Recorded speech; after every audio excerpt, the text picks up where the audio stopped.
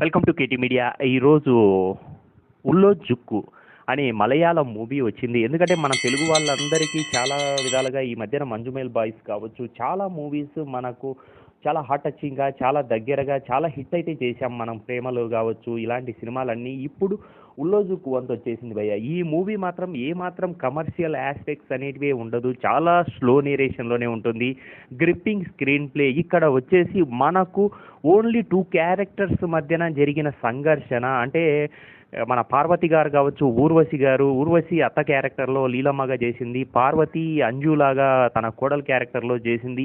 సబ్జెక్టుకు వచ్చినప్పుడు ఒక సేల్స్ గర్ల్గా లవర్తో ఏదో తన జీవితాన్ని ఊహించినప్పుడు తన జీవితము వేరే ఎంప్లాయీ అంటే డబ్బున్న వాడికి భార్యగా వెళ్ళినప్పుడు అక్కడ అతని హెల్త్ బాగాలేక తను పడే సఫరింగ్ కావచ్చు, అలాగే అత్తా కోడళ్ళ మధ్యన డిఫరెన్షియేషన్ కావచ్చు, ఆ క్యారెక్టరైజేషన్స్, అలాగే తన భర్త చనిపోయినప్పుడు ఆ చనిపోయిన విధానాన్ని ఎందుకంటే కొంచెం ఆ క్రిమేషను లేటు, ఎందుకంటే వాతావరణం ఈ సినిమా అంతా కూడా ఫుల్గా ఫస్ట్ నుంచి లాస్ట్ వరకు ఈ 2 అవర్స్ ఏదైతే ఉందో ఆ మూవీ అంతా కూడా వాటరు అంత బ్యాక్ వాటరు అంటే ఇదంతా కేరళలో ఒక హౌస్లో జరుగుతూ ఉంటుంది. అక్కడ అంతా ఫ్లడ్కు గురైన అట్మాస్ఫియర్లోనే ఉంటుంది. ఇల్లంతా కూడా నీళ్ళల్లోనే అన్ని వర్కులు జరుగుతూ ఉంటాయి, మోకాళ్ళ లోతు నీళ్లు ఉంటాయి. అక్కడ క్రిమేషన్ జరిగే కార్యక్రమాలు కావచ్చు, లేదా ఇంట్లో బిహేవ్ చేయడం విధానం కావచ్చు, ఎందుకంటే ఆ వాటర్లోనే ఆ పడవలు వేసుకొని తిరగడము, ఇలాంతా కేరళలో బ్యాక్ వాటర్లో ఒక ముంపుకు గురైన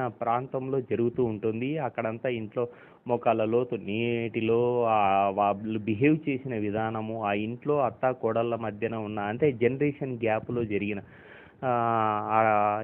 ఏదైతే వాళ్ళిద్దరి మధ్యన సంఘర్షణ ఏదైతే ఉందో, వాటర్ కావచ్చు, తను ఎందుకంటే ఒక వరద వచ్చేసి తనకు నచ్చినేటివి అన్నీ తీసుకెళ్తుంది, మన జీవితాలను కూడా ఎలా రిలయబుల్గా చేస్తుంది అన్న ఎందుకంటే థీరీ మాత్రం దీన్ని వాటర్కు మరియు మన జీవితాలకు కనెక్ట్ చేసిన విధానం అయితే క్రిస్టో టామీ డైరెక్టర్గా బ్రిలియంట్ రైటింగ్ బ్రదర్. అస్సలు ఏమాత్రం ఎక్కడ వాళ్ళిద్దరి పర్ఫార్మెన్స్లే మనకు కనిపిస్తాయి. ఎక్కడ తన కొడుకు చనిపోవడము, ఆ క్రిమేషన్ అదంతా కూడా చూపిస్తూ అక్కడ వచ్చిన వాళ్ళు బిహేవ్ చేసిన విధానం కావచ్చు, వీళ్ళిద్దరి మధ్యన అండర్ కరెంట్గా అత్తా కోడళ్ళ మధ్యన జరిగిన ఆ ఎమోషనల్ క్యారీయింగ్ అంతా కూడా చాలా బాగుంటుంది. అండ్ నిజంగా ఈ ఎన్ని మూవీస్ చేసినా ఈ మూవీ మాత్రం మన ఊర్వశి గారికి కావచ్చు మరియు పార్వతికి ప్రత్యేకమనే చెప్పొచ్చు. అండ్ మూవీ కూడా చాలా ఇంటెలిజెంట్గా తన ప్లే చేసిన విధానం అయితే మాత్రం చాలా బాగుంటుంది, అందరికి కూడా నచ్చుతుంది. ఇది ఇప్పటికేమో మలయాళంలోనే ఉంది అండ్ కింద మనకు సబ్ టైటిల్స్లో అమెజాన్ ప్రైమ్లో ఉంది కాబట్టి please watch in Amazon prime.